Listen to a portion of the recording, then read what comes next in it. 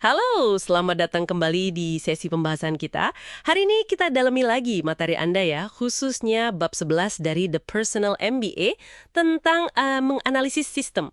Tujuannya, ya kita coba bongkar bareng gimana sistem di sekitar kita itu kerja, kenapa kadang bisa kacau, dan gimana kita bisa lebih cerdas menghadapinya. Siap ya? Oke, yang pertama nih, konsep yang menurut saya menarik banget, feedback loops, umpan balik berulang. Ternyata sistem itu jarang ya jalan lurus aja, ada efek baliknya terus. Benar sekali. Nah, ini kuncinya nih. Ada dua tipe utama kan? Ada balancing loops, ini kayak termostat. Fungsinya menstabilkan, nahan perubahan biar nggak liar.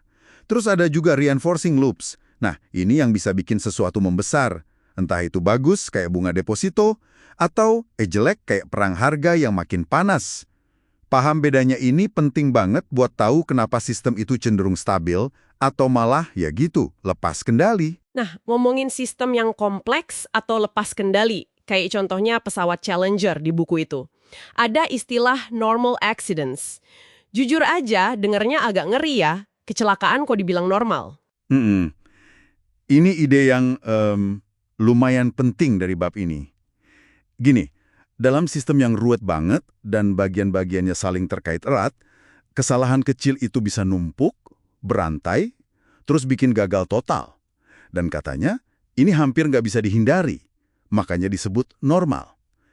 Ironisnya, kadang kalau kita coba tambah kontrol di mana-mana, malah bikin sistemnya makin kaku, makin rapuh.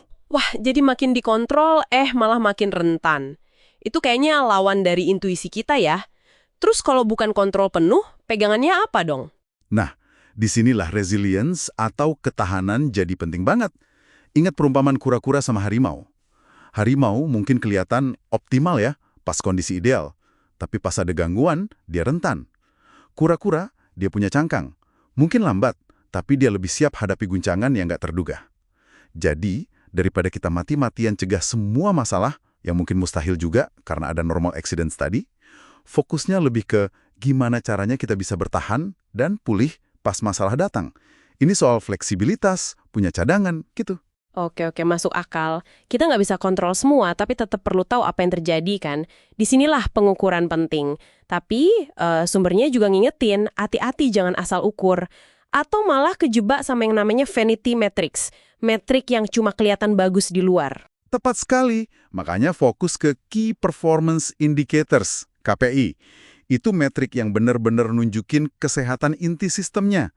Jangan silau sama omset gede, kalau ternyata, rugi terus.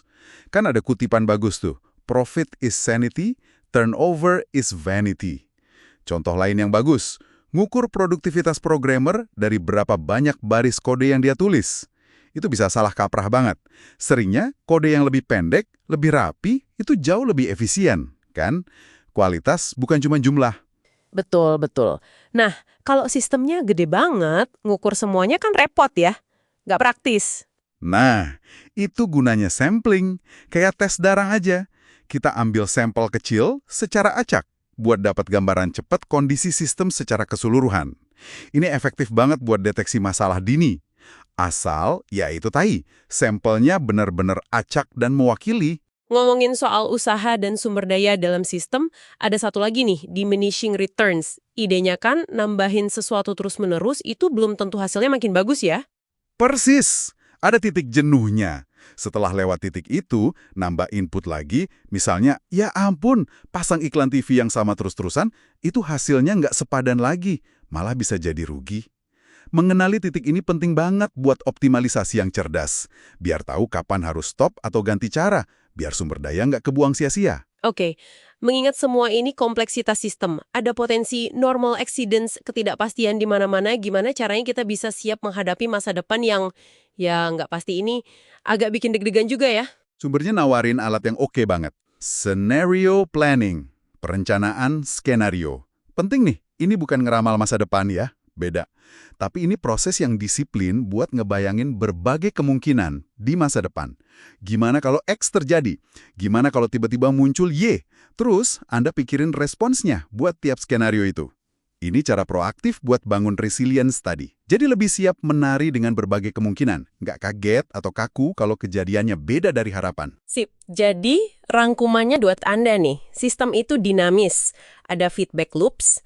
Kegagalan itu bisa jadi normal di sistem yang kompleks. Jadi resilience atau ketahanan itu lebih penting dari sekedar kontrol ketat.